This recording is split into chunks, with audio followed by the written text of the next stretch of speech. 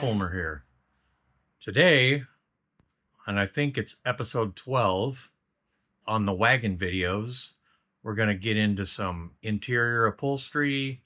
Finally got the engine running in there, which let me revisit that real quick. It was a 2003 LQ9 out of an Escalade, and I put a Trailblazer SS manifold on it. 317 heads. I had to punch it over 40 thousandths, so it's 10.5 to 1. And it's got a stock bottom end with Gen 4 rods. They came in the LQ9 in that year. And we got it all together, and I took it to the drag strip, and I ran a couple passes. I think it was just under 9 seconds. I think it was like maybe 888 or something like that.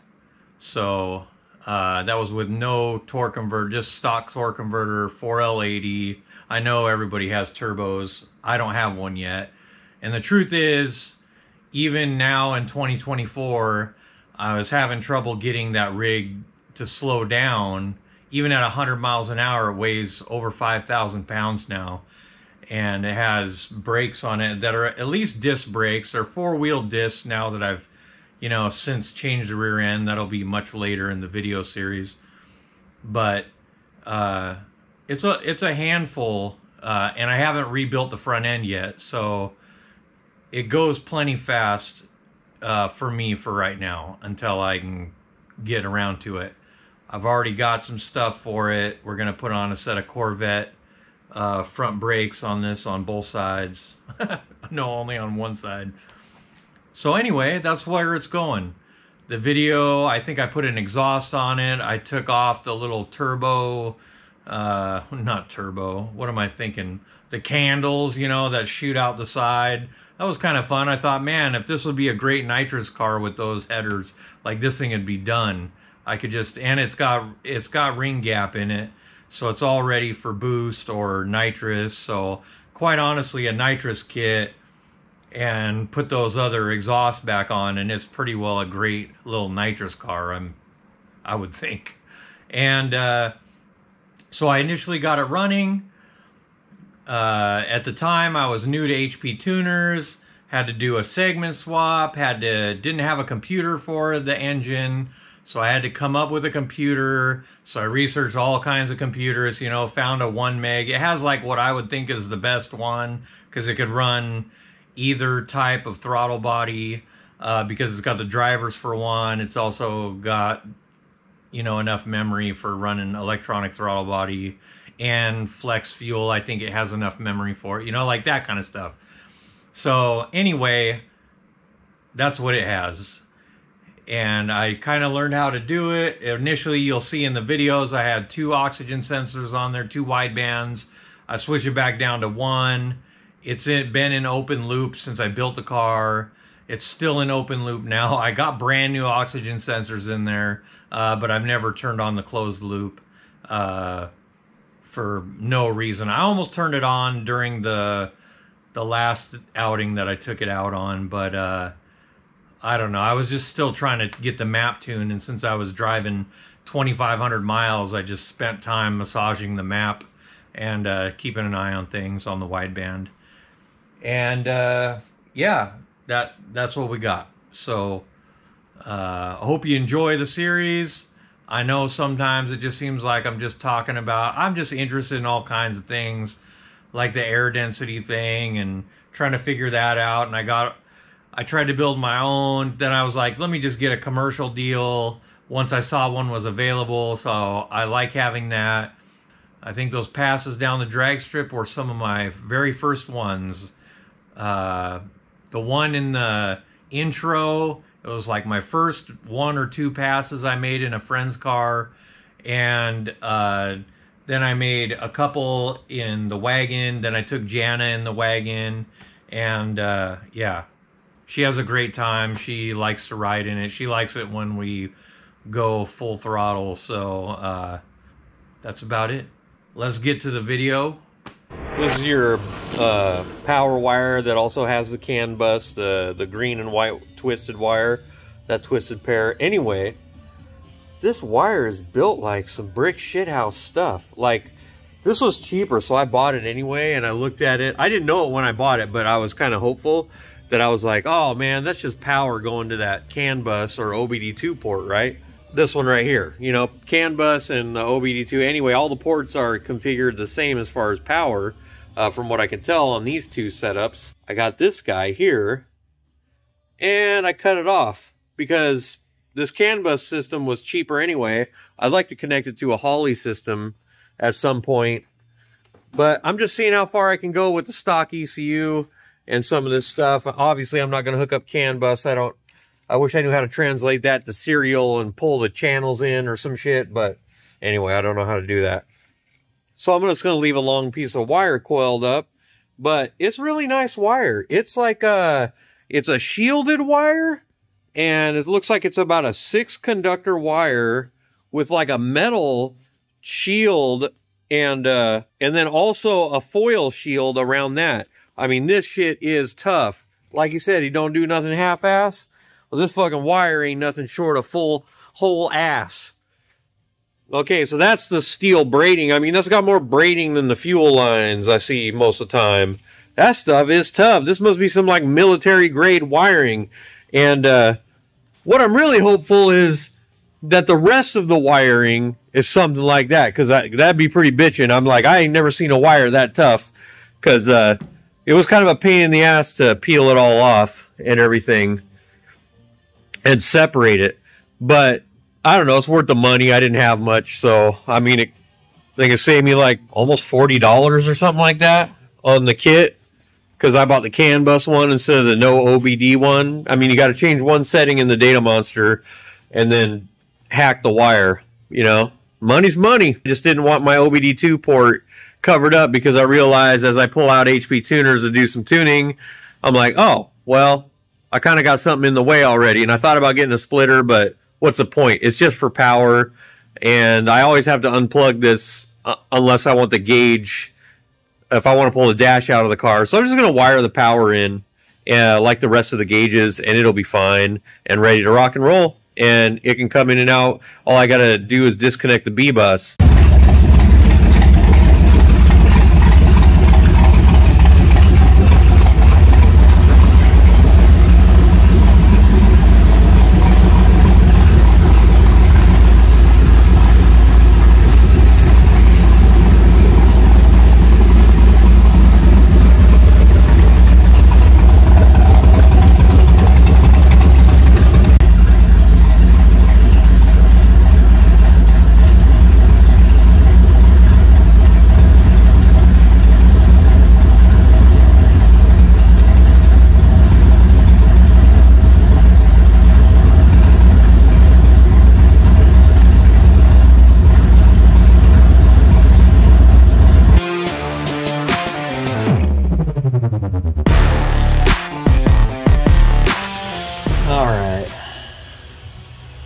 So I got these finally to read the right pressure, but the air density here says 78.3 and the ambient air temperature is 91.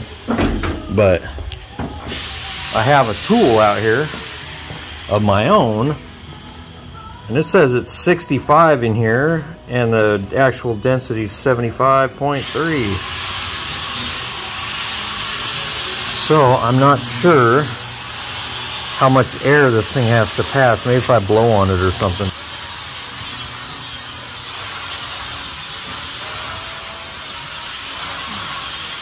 I mean, it's got a little air barrier on. I'm pretty sure they use the same sensor. I would be surprised if they didn't, but I don't know. Mine's a BME 280, Bosch BME 280. And if you breathe on it, you can see the air density go down. And then when it cools off, the air density goes up, just like it's supposed to, and the humidity. So you see the density actually do what it's supposed to do in relation to temperature and humidity. So let's see, I blew on that other gauge. Let's see what it says. Huh, it still says something weird like 78 pounds per 1,000 cubic feet. But I don't know. I think I'm the one that's right this time.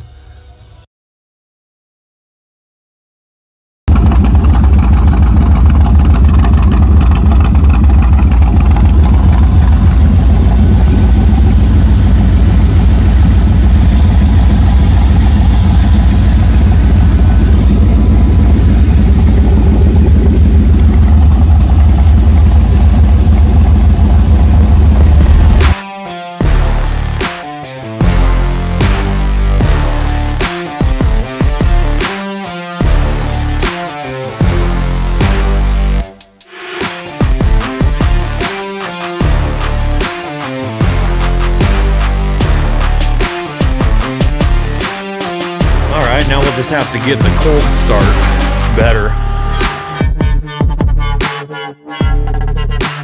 OW man, he builds an exhaust for his turbo wagon, which is not turbocharged yet, with a Miller-Matic 140 and a whole lot of hope, because this exhaust is oddly loud. I'm very you know, knowledgeable in what's loud and what's not. And it was funny because I was at the track yesterday and I'm like, my shit is so loud, it's probably louder than that stupid S10 or Love over there. Apparently that's the track champion. He has the fastest race there. I'm like, well, apparently noise doesn't make you fast. It sounded good though. That thing was fast. And I don't know, it must have been, it must be the way the shit sits, I don't know, or how it's pointed up at your face. The motor's a lot more compression than I wanted. I mean, half a point I feel like is a lot more than I wanted. And then you take it out on the street and man, above 5,000, I just got out of it because I was like, people are gonna think it's top fuel racing. I feel like I made some kind of super horn thing that, like, you know how loud stock exhaust manifolds are when they run out a full, you know, a guy has them on lowriders, they run it just out of a full like 1 3/4 pipe and it has that crackly popping sound. Well, I feel like it does something like that because we got stock exhaust manifolds, you know, and they're probably all waiting to expand and they come out this little tiny hole. And I think it's some press bent 3-inch, which is fine. And it gets loud and poppy at $5 grand, you know. And I wanted to take it up to 6,500, $7 grand. So, well, I ordered this literally the next day after I drove it a couple times. So we got a couple of stainless steel straight throughs because we know the Delta mufflers, or whatever you call them, chambered mufflers, fucking suck balls. So we'll go with the straight throughs, and hopefully this will get us something, and we'll still be annoyingly out the side because I'm not really ready to commit to the full over the back. I would like to make this a sleeper eventually, so with the turbo, and then I got enough bends left over that I can merge the turbo piping into this piping and route them together. I'll just like, we'll just throw one of these fuckers in there and be like, oh, bam. There you go. Because I did the calculations. I wanted to make sure whatever pipes I used were bigger than the 4-inch dimension of my outlet of the turbo. So it goes from 3-inch on the V-band up to 4-inch right away. And then two dual 3-inches are bigger square inches. And hopefully that'll help it get out. You know what I mean? So dual 2.5s wasn't enough to equal 1 4-inch, and I thought that was weird, but apparently it is what it is. So maybe we'll hit that. Maybe that'll be good. Maybe it won't. I tried to put a back pressure sensor in here. I know there's pressure in this exhaust because of how hard it comes out, but the range on my pressure sensor, it's even like, I don't know, 30. No, it might be 50 psi. That might be the problem. I got another sensor I was going to try to put in there. I got a 3.5 bar. No, that's 50, but it's minus. It's only 30 above atmosphere, so I don't know, whatever. But I tried to find out what it is. I really wanted to know how much pressure comes out of a stock manifold into one side. Say if you had a twin turbo setup on a set of stock manifolds, you would know versus no turbine versus turbine. I know based on what you last saw, you might have thought, man, he's really going to get this exhaust done. And the truth is, no, I put it all back in the box. I'm going to do these panels. This was my next plan. Some interior panels. We got parts for the next project, though. Right now, it's interior panels and maybe shooting that and getting it on the car. All I got to do is fix where I put the two little squirters up through and put it back on the car and clean and paint these real quick. And then the grill can go back in. And maybe that thing. I put one of these NOCO battery charger plugs on my battery box so I can charge the battery without having to take the top off, so I can leave the maintainer on it. Bam. And then I also got the shifter cover on. So that took a little bit of trimming, a couple days of screwing around with it, but it worked out. It'll be just fine for now. Obviously the wires will go under the carpet and all that, and if there was a console or something, but we don't have one yet, so we're just gonna put that with carpet for now.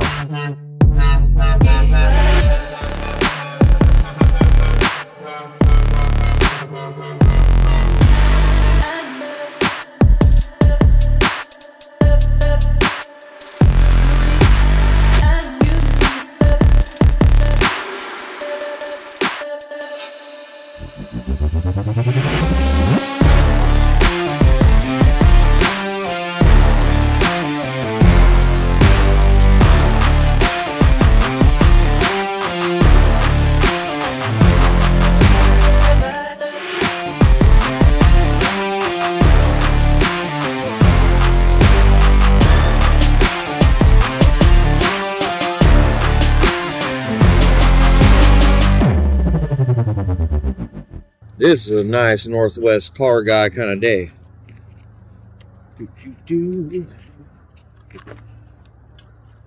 Take your headlight buckets and this.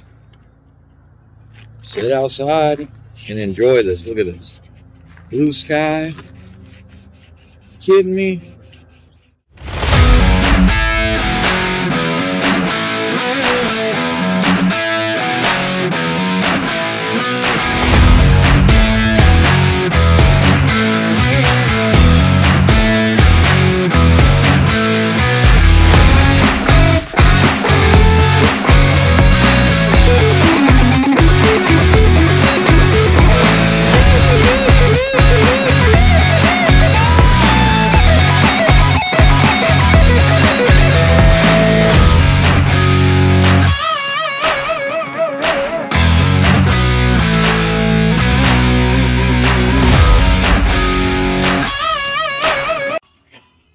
Starting to have some life.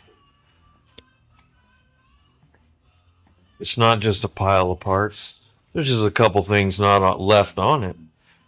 Yeah. You will have the light of 1,000 suns. We got a couple of brake lights, turn signal lights, and the stupid light down there. Fuck, it's ready to go. Yeah. That fucking shit is bright, Jack. It's gonna be nice. That's only the fucking low beams. Yeah, it's Bear's turn to get back at all those motherfuckers with their fucking trucks and light bars and every fucking thing. Yeah.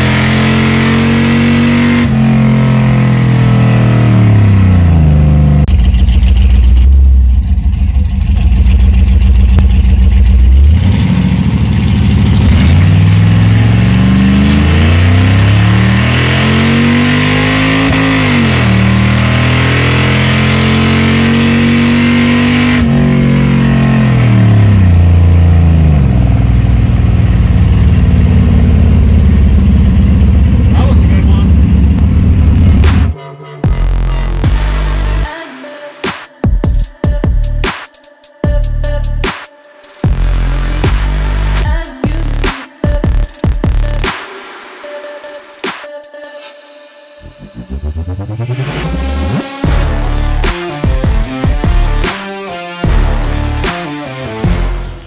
was a late night in the shop. It was about midnight, but I got the carpet all done. So the carpet that came with the car was all cut up in weird places. So I got some carpet glue strips where you seam them up, I guess, and then I just at least joined them back together where it was unnecessarily cut. So there's a whole bunch of them, but it's like 90% better now. Then I had to cut all the way around there for the carpet thickness. I had to get fasteners for the bolts that were a little bit longer. And then, yeah, so I got the front and the back piece patched. Pretty good, and we got everything back in. Back to where we were this morning before we took it all out.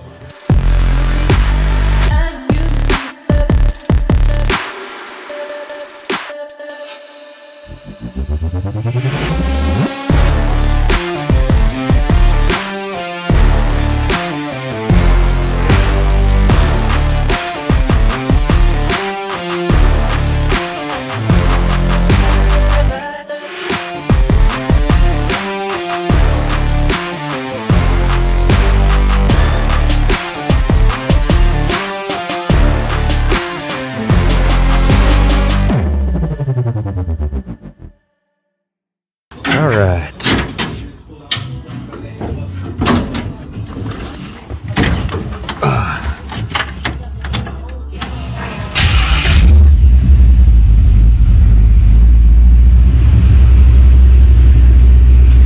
A lot quieter in the front of the car.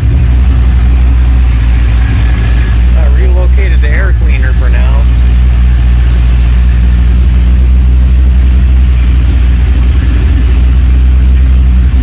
Very droney in the back.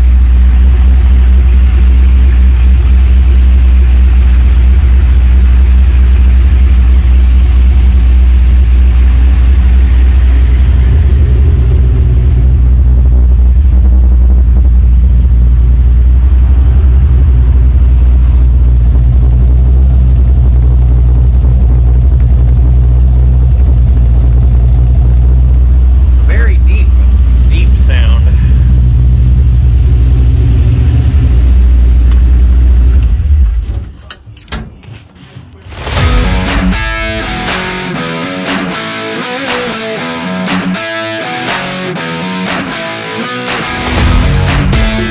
Siki, you could see this throttle position sensor 100%. It's at 3100 RPMs, and my timing's only 17 degrees. That should be like 27. Yeah, and we're good on the wideband. 11.9, probably could get that into the 12s, but seriously, that number right there is where we're at.